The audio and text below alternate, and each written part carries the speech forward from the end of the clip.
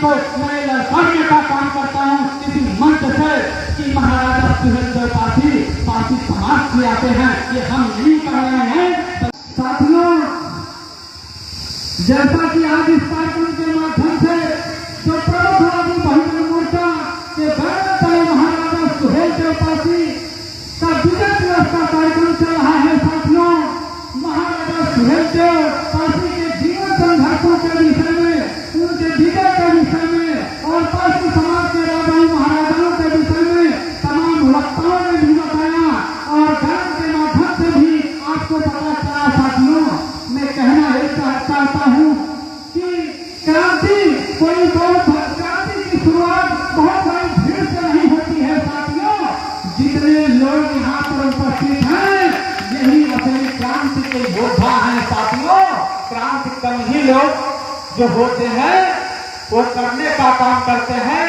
क्रांति चिंगारी धीरे धीरे विशाल और ज्वालामुखी की रूप लेती है और फटने का काम करती है। साथियों, तो आज इस कल्याणपुर की धरती पर प्रबुद्धवादी बहुजन मोर्चा के नौजवानों ने, कार्यकर्ताओं ने, पदाधिकारियों ने, यहाँ की सम्मानित जनता ने जो आग लगाने का काम किया है, जो जिंदारी पैदा करने का काम किया है, ये पूरे देश और प्रदेश में जाएगी और पासी समाज को जागरूक करने का काम करेगी। साथियों, आपको बताना चाहते हैं कि भारत की धरती पर महाराजा सुहेलदेव पासी ही नहीं बल्कि पासी समाज के तमाम राजा और महाराजा हुए हैं। साथियों, अगर इतिहास के पन्ने को आप पलट कर देखेंगे तो ये अवध की धरती साथियों पासियों के गौरवशाली इतिहास से भरा पड़ा हुआ है। हमारा अतीत साथियों बड़ा स्वर्णिम रहा है, लेकिन दुख इस बात का है कि जिसका अतीत स्वर्णिम रहा है, जिसका गौरवशाली इतिहास रहा है, तो उसकी राजनीतिक, सामाजिक और आर्थिक दशा और दिशा साथियों वर्तमान में एकदम रसातल पर चली गई है। इस पर भी हमको विचार करना होगा, चिंतन करना होगा, मंथन करना होगा। साथियों, हम आपको बताना चाहते हैं कि आजादी के बाद साथियों जब ये देश आजाद हुआ तो आजादी के बाद अगर अनुसूचित जाति में सबसे ज्यादा किसी ने सामाजिक, आर्थिक और राजनीतिक रूप से विकास करने का काम किया तो पासी समाज के लोगों ने करने का काम किया। साथियों, अन्य समाज में और इस देश के लोग ये कहने लगे, उत्तर प्रदेश की जातियां ये कहने लगी कि जो उत्तर प्रदेश का अनुसूचित जाति का पासी है, साथियों अनुसूचित जातियों की अपेक्षा पासी समाज का उन्नति कर गया है। राजनीतिक क्षेत्र में, आर्थिक और सामाजिक क्षेत्र में पासी समाज को एससी की श्रेणी से हटाकर ओबीसी की श्रेणी में रख दिया जाए। साथियों, क्योंकि उस दौर में साथियों हमारा नेतृत्व करता बापू महाशय मसूरिया जी हुआ करते थे, धर्मवीर भारती जी हुआ करते थे। साथियों, उस दौर की राजनीति में पूरी अनुसूचित जाति का नेतृत्व पासी समाज के हाथों में था। पासी समाज करता था साथियों पूरे अनुसूचित जाति का नेतृत्व। बापू महाशय मसूरिया जी ने इस देश की आजादी के लिए लड़ाई लड़ने का काम किया और लगभग 10 वर्षों तक जेल में रहने का काम किया। बापू महाशय मसूरिया जी ने लगभग 200 जातियों से जलान पेशायत खत्म करवाने का काम किया। एक लंबे संघर्ष के बाद साथियों बापू महाशय मसूरिया जी जो जलान पेशायत के मुक्तिदाता थे, अपने संघर्षों के दम पर राजनीतिक फलक पर अपने आप को चमकाने का काम किया था। साथियों, हम आपको बताना चाहते हैं उसी दौर में बापू महाशय मसूरिया जी के बाद पासी समाज का नेतृत्व पासी धर्मवीर भारती जी ने करने का काम किया। पासी धर्मवीर भारती साथियों कांग्रेस के प्रदेश अध्यक्ष हुआ करते थे। हम उनके जीवन संघर्षों में कहीं जाना चाहेंगे कि किस तरीके से धर्मवीर भारती के साथ कांग्रेस पार्टी ने उनके पीठ में थोड़ा घोटने का काम किया और जब उनको मुख्यमंत्री बनाने की बात आई तो उसने स्वयं मुख्यमंत्री देने का काम किया। पासी धर्मवीर भारती के साथ कांग्रेस ने छल और कपट करने का काम किया। साथियों, हम ज्यादा उनके जीवन संघर्ष में नहीं जाएंगे, लेकिन इतना जरूर बताएंगे साथियों कि पासी धर्मवीर भारती कई बार केंद्रीय मंत्री हुआ करते थे। साथियों, कई बार केंद्रीय मंत्री हुए। जब श्रम मंत्री पासी धर्मवीर भारती भारत सरकार में थे तब मजदूर दिवस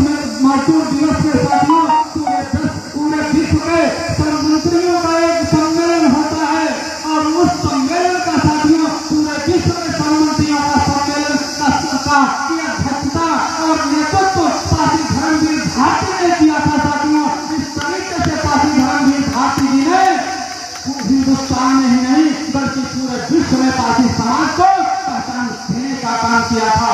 लेकिन दुख इस बात का है साथियों कि आज हमारी राजनीतिक और सामाजिक आर्थिक दशा बिल्कुल रसातल में चली गई है अन्य जातियों की अपेक्षा।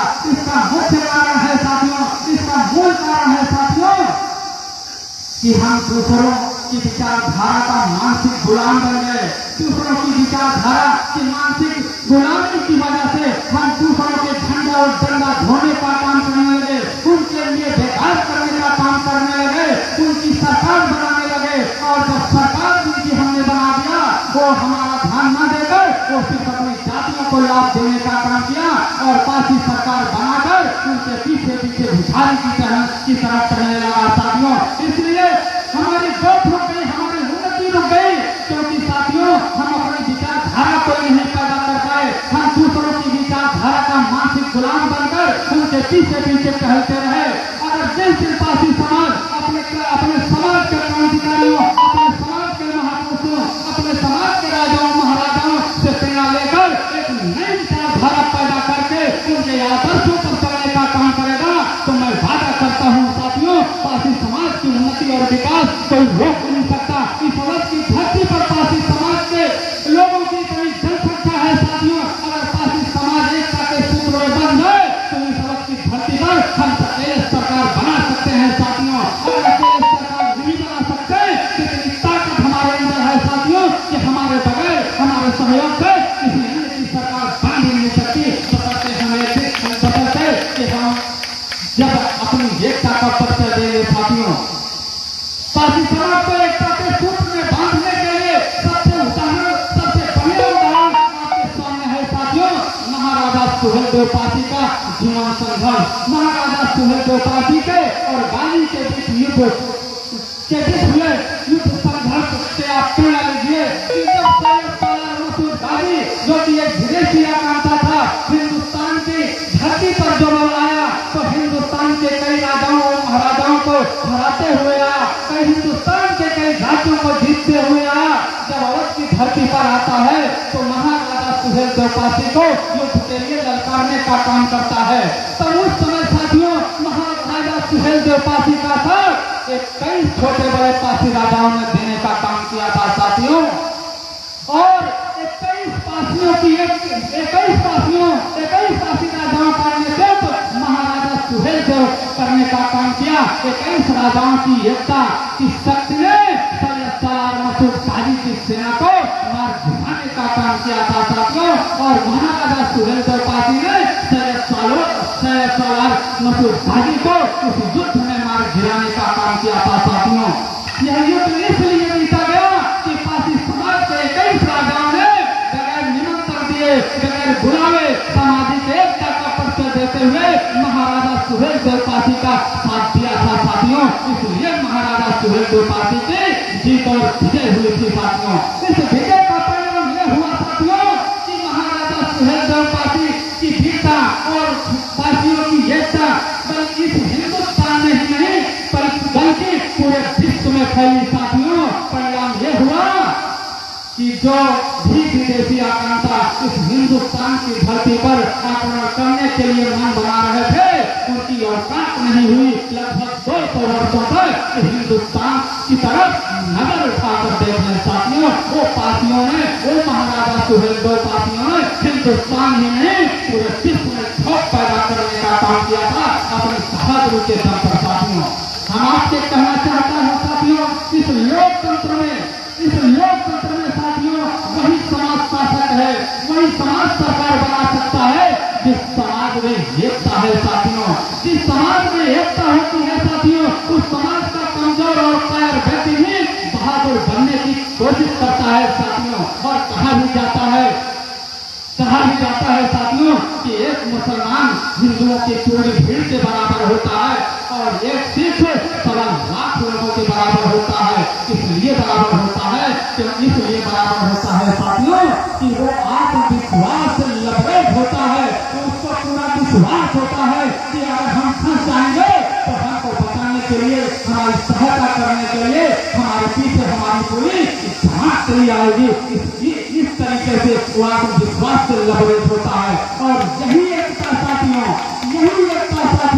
पासी समाज के नौजवानों को पैदा करना होगा, पासी समाज के क्रांतिकारियों को पैदा करना होगा, पासी समाज के बुद्धिजीवियों को पैदा करना होगा। साथियों, तभी हम उत्तर प्रदेश की धरती पर प्रबुद्धवादी बहुजन मोर्चा को आगे बढ़ा सकते हैं। और साथियों, पासी में अक्सर अपने भाषण में बात करते हैं कि अनुसूचित जाति में पासी समाज इस वक्त की धरती में इतनी संख्या में है साथियों कि अगर पासी समाज अपनी एकता का परिचय देंगे तो बगैर पासी समाज के इस उत्तर प्रदेश की धरती पर किसी की सरकार नहीं बन सकती है। साथियों, इतनी ताकत पासियों में है, सबसे पासी अपनी उस ताकत को समझ ले। मैं पासियों की एकता के विषय में एक उदाहरण और देने का काम करता हूँ, इसके माध्यम से पासी समाज को जागरूक करने का काम करता हूँ कि साथियों, जंगल का राजा शेर होता है, पूरे जंगल में उसकी हुकूमत चलती है, उसकी बादशाह चलती है, पूरे जंगल में उसके खिलाफ कोई आवाज नहीं उठा सकता, वो पूरे जंगल में किसी भी जानवर का शिकार कर लेता है साथियों। लेकिन साथियों, उसी जंगल में एक प्रजाति लकड़बग्घों की पाई जाती है।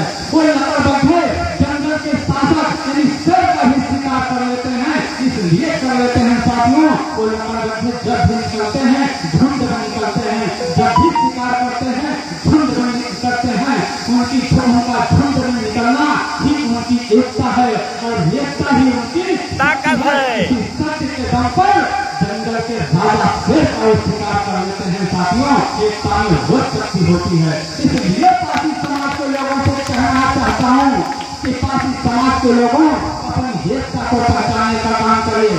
आज आपके अंदर एकता नहीं है, आप विभिन्न विचारधाराओं में बटे हुए हैं, विभिन्न पार्टियों का झंडा ढोने का काम कर रहे हैं, दूसरों की विचारधाराओं को ढोने का काम कर रहे हैं, दूसरों की विचारधाराओं के बहुत करने का काम कर रहे हैं। जिस दिन अपने समाज के महापुरुषों से प्रेरणा लेकर अपनी नई विचारधारा पैदा करके प्रबुद्धवादी बहुजन मोर्चा के बैनर तले आकर समाज की लड़ाई लड़ना शुरू कर देंगे, आपके समाज के ऊपर कोई अन्याय और अत्याचार करने की हिम्मत नहीं करेगा साथियों। आपके इतिहास के साथ कोई छेड़छाड़ नहीं कर पाएगा, आपके इतिहास पर कोई जुड़ा नहीं सकता है साथियों। अभी आप लोगों ने सोशल मीडिया के माध्यम से सुना होगा, आकांक्षा भारती ने देखा भी है। और एक मंत्री पुत्र है, नाम सुना होगा, जो दलबदलू नेता है, वर्तमान मंत्री भी है, ओम प्रकाश राजभर। वो हर पार्टी का कदम चुन चुका है, इस समय भारतीय जनता पार्टी में वो मंत्री है साथियों। उसका पुत्र अरविंद राजभर है, जो अपने आप को डॉक्टर बताता है। उसने मीडिया के सामने एक बयान दिया था जो सोशल मीडिया पर काफी वायरल हो रहा था। उसने कहा कि पासी समाज को कुछ नेता हैं जो महाराजा सुहेल देव को पासी बताने पर तुले हुए हैं। अगर पासी समाज के नेता सुधरे नहीं तो हम उनके सीने पर चढ़कर कचरने का काम करेंगे। तो हमने भी सोशल मीडिया के माध्यम से उसको जवाब देने का काम किया। अपने पासी भाइयों का प्रेम रहा कि आज जो साथियों मेरा दबाव सोशल मीडिया में लगभग 2 लाख 2.25 लाख से ज्यादा लोगों ने जो है देखने का काम किया, सपोर्ट करने का काम किया। तो इस मंच के माध्यम से ये जो मीटिंग हो रही है, ये प्रबुद्धवादी बहुजन मोर्चा का जो मंच हुआ है, जो आप लोग यहाँ पर मौजूद हैं साथियों, आपको साक्षी मानकर आपके सामने में ओम प्रकाश राजभर और अरविंद राजभर जी को मैं लड़ने का काम करता हूँ इसी मंच से कि महाराजा सुहेल देव पासी समाज से आते हैं।